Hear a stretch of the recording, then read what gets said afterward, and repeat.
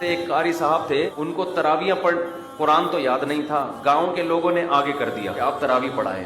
اب جب وہ تراویح پڑھائے گا تو پیچھے کسی کو آتی تو ہے نہیں, اس کو کیا پتا کیا پڑھا رہا ہے, تو وہ ادھر ادھر کی شروع ہو گیا نا, ضرب یضرب ضربن فہو ضارب وضرب, گردانیں پڑھنا شروع. جتنی اس کو عربی کی گردانیں یاد تھیں اور جو عربی کے الفاظ, ھذا شیء فلان انہ علیم خبیر. ابھی ایک تلاوت آئی ہے کسی گاؤں کی, ایسے بہت غلط پڑھے جا رہے ہیں, پیچھے کسی کو پتہ ہی نہیں ہے, تو اب یہ پڑھا جا رہا ہے ھذا فلان. تھوڑی بہت عربی آتی تھی.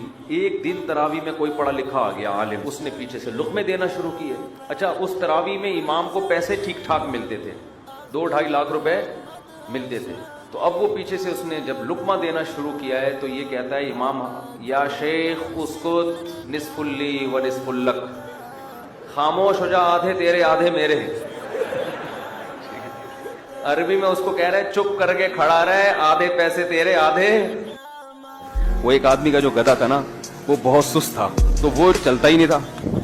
تو وہ کسی حکیم کے پاس گیا, تو حکیم صاحب سے بولا گدھا کم وقت سفر پہ دور جانا ہے, مجھے چل کے ہی نہیں دے رہا.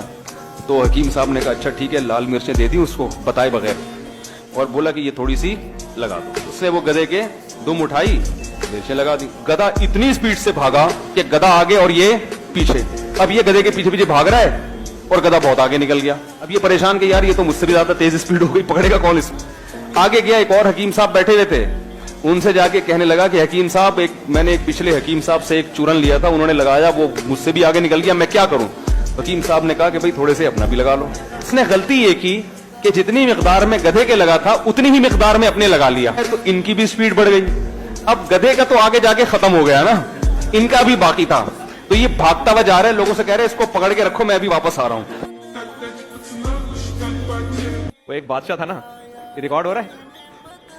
ایک بادشاہ نے نجومی سے کہا مجھے یہاں خارش ہو رہی ہے. نجومی نے کہا اس تاریخ کو جس کو یہاں خارش ہوتی ہے, یہ اس کی علامت ہوتی ہے کہ آپ کو ایک نیا علاقہ فتح کرنے والے ہیں. بادشاہ نے کہا مجھے ادھر بھی خارش ہو رہی ہے.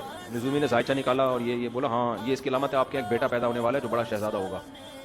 بادشاہ نے کہا ادھر بھی ہو رہی ہے. نجومی نے کہا آپ کو خارش کی بیماری ہے, کسی اچھے حکیم سے اس کا علاج. تو اگر 4 سے بھی خواہش پوری نہیں ہو رہی, اس کا مطلب آپ 1 نمبر کے ٹھرکی ہیں, آپ کا دنیا میں کوئی بھی علاج نہیں ہو سکتا. ایک لڑکا سست تھا نا, تو ابا اس کے پریشان تھے, تو وہ جو کام باپ بیٹے کو کہے وہ بیٹا کر کے ہی نہ دے. باپ تنگ آ گیا, یار اس کمبخت کو میں کیا علاج کروں. تو ایک دن ابا ایک مشین لے کر آیا, اور ابا نے بیٹے سے کہا بیٹا تیری عادت کو ملحوظ رکھتے ہوئے میں ایک مشین لے کر آیا ہوں, بٹن دبا کے ہر کام کرے گی. بٹن دبائے گا چائے آئے گی, بٹن دبائے گا پانی آئے گا. اب تیری زندگی میں سکون آ جائے گا, تجھے کچھ کرنا نہیں پڑے گا, بٹن دبا کے ہر کام ہوگا. بیٹا کہتا ہے ابا بٹن کون دبائے گا اس کا. دراصل لطیفے کی حد تک سنا رہا ہوں. وہ ایک آدمی کا بچہ پیدا ہوا نا, تو وہ وہی تھا, ذرا لبرل ٹائپ کے تھے, وہ نام نہاد لبرل جسے کہتے ہیں. ان کے یہاں سب براڈ مائنڈیڈ ٹائپ کے تھے. تو 10 بچے پیدا ہو گئے, سب کی شکل سیم تھی. جب 11واں پیدا ہوا نا تو 10 سے بالکل ڈیفرنٹ تھا وہ. اس کو بیوی پہ شک ہوا, یار یہ الگ مجھے لگ رہا ہے, یہ بیٹا کچھ گڑبڑ لگ رہی ہے نا یہ. اب ظاہر بیگم سے پوچھے گا تو پٹے گا, عورت کہے گی مجھ پہ شک کر رہے ہو. تو وہ بیچارہ دل میں ہی رکھا اس نے کہ یار یہ 11واں مجھے اپنا نہیں لگ رہا, بالکل ہی 10 سے ڈیفرنٹ ہے یہ. تو جب اس کی موت کا وقت آیا نا, تو اس نے بیگم سے پوچھا کہ بیگم اب تو میں مر رہا ہوں, تیرا کیا بگاڑ سکتا ہوں, میرا دل میں خلش ہے, یہ بتا دے یہ 10 بالکل سیم ہے, یہ 11واں بالکل ہی ڈیفرنٹ ہے, یہ کس کا ہے. اس نے کہا سچ بتاؤں, اس نے کہا صرف یہی تیرا ہے, یہ باقی 10 جو سیم ہے نا یہ کسی کہیں اور سے ڈاؤن لوڈ کیے ہیں, یہ والا جو ہے نا صرف یہ تیرا ہے. ایک بچہ کافی دیر سے نا اس کا ہاتھ نہیں جا رہا تھا گھنٹی پہ, ایسے اچھل اچھل کی کوشش کر رہے. ایک بڑے میاں گزرے, انہوں نے بجا دی گھنٹی, اور بچے سے پوچھا بیٹا ہاں بتاؤ کیا کہہ رہے ہیں, بھاگو. اب کیا کروں, جو کام میں کر رہا تھا مجھ سے ہوا نہیں, آپ نے کر دیا, اب کیا کرنا ہے, بھاگو. یہ ہوتے تھے پہلے کے بچے. اب وہ ویڈیو گیم کھیل کھیل کے بچوں کی صلاحیتیں برباد. وہی لطیفہ آپ سناتا ہوں نا میں اکثر. ایک طاقتور آدمی جا رہا تھا, اس کو شو مارنے کا شوق تھا, اس کے ساتھ ایک کئی دبلا سا آدمی گزرا. اس موٹے طاقتور نے اس کو دھکا دے کے نا گرا دیا, ایسے ہی بس, کیا کر لے گا. اب یہ دبلا جب گرا ہے, غلط بات ہوئی نا اس کے ساتھ, کیا اس کو بڑا غصہ آیا, اب اس نے جب سامنے دیکھا کہ یار یہ تو اتنا پاورفل ہے، تو اس نے کیا کیا، دماغ کے تیز ہوتے ہیں باریک لوگ، اس نے بولا یہ آپ نے میرے ساتھ مذاق کیا ہے یا سنجیدگی سے دھکا دیا ہے؟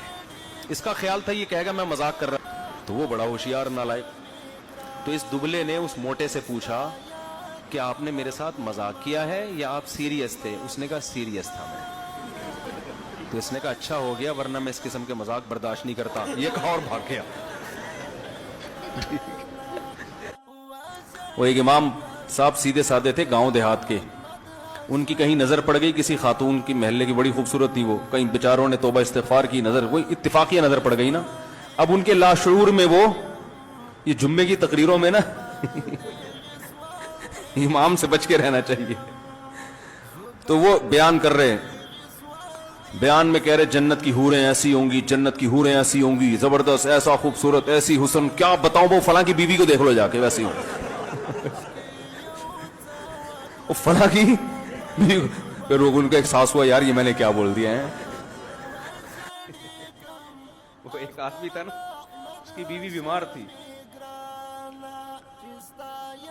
تو ٹینشن میں بیٹھا ہوا تھا، ڈاکٹر نے آ کے کہا کہ افسوس کی بات ہے آپ کی بیوی صرف 2 گھنٹے کی مہمان ہے۔ ڈاکٹر کا خیال تھا یہی ٹینشن ہوگی اس بیچارے کو کہ اتنی بیمار کیوں ہے، اس نے لمبی آنکھ کھینچی، سانس بھری لمبی، کہا ڈاکٹر صاحب جہاں پوری زندگی انتظار کیا 2 گھنٹے اور صبر کر لے کے۔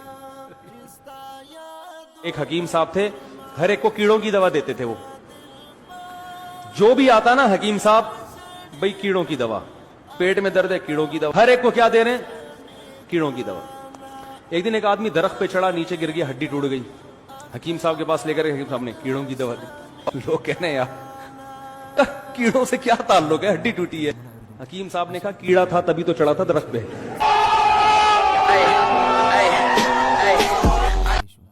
پرمیش کڑے پڑے رے من سره قاری عبدالرحمن هاشمی او خاص پرمیش کړی دا هاشمی